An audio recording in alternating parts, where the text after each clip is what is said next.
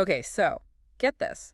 We're diving into a book today called Nosso Lar. Our home, if you're translating. Right, our home.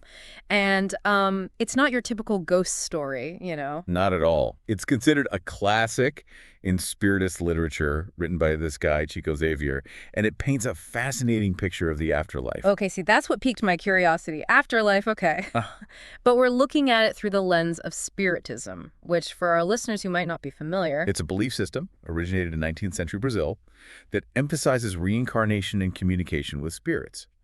So not just heaven or hell, but a whole journey for the soul. Right, so you die, but you're not done. You've got homework. And No Solar, it's kind of like a map of what might await us on the other side, yeah.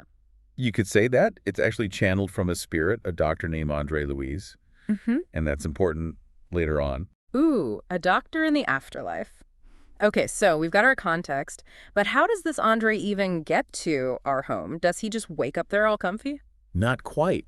See, in Spiritism, there's this thing called the umbral, which means threshold. Threshold, like you're standing at the doorway. Exactly. It's this kind of shadowy waiting zone for souls that are still carrying baggage from their earthly lives.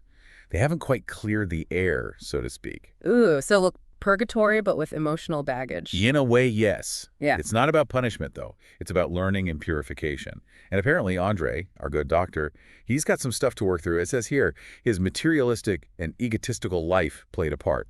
Oh boy, sounds rough. So like what happens in this umbral? Is it all fire and brimstone? The book doesn't describe it as torture. It's more like, imagine confronting your deepest regrets, facing the consequences of your actions, all those things you might have swept under the rug in life.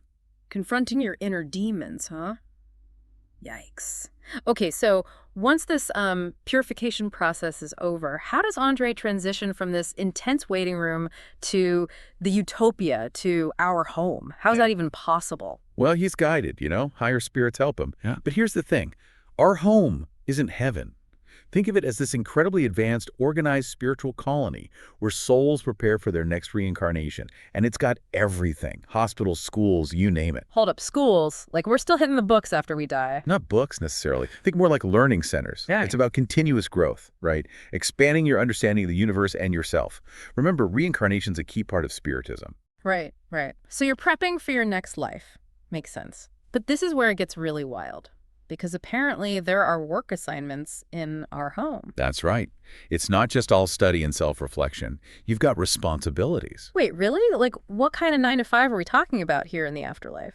The details are vague, but it's not your typical job. The book emphasizes service.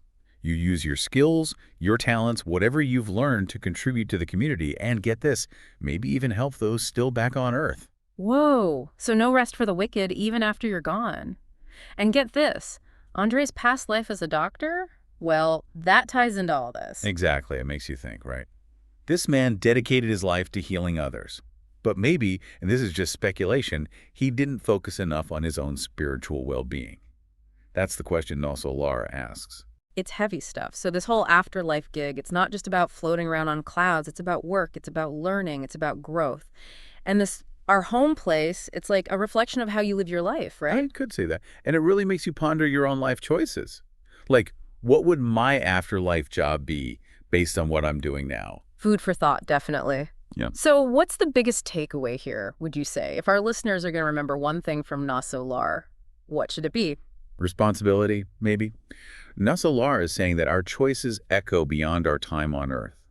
It's about acknowledging that death is a transition, not the end.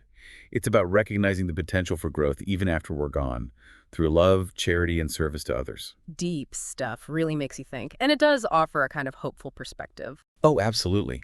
And it leaves us with this really intriguing question.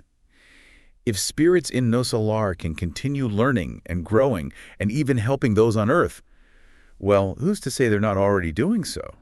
Right now, in ways we can't even perceive. Wow. That's a thought.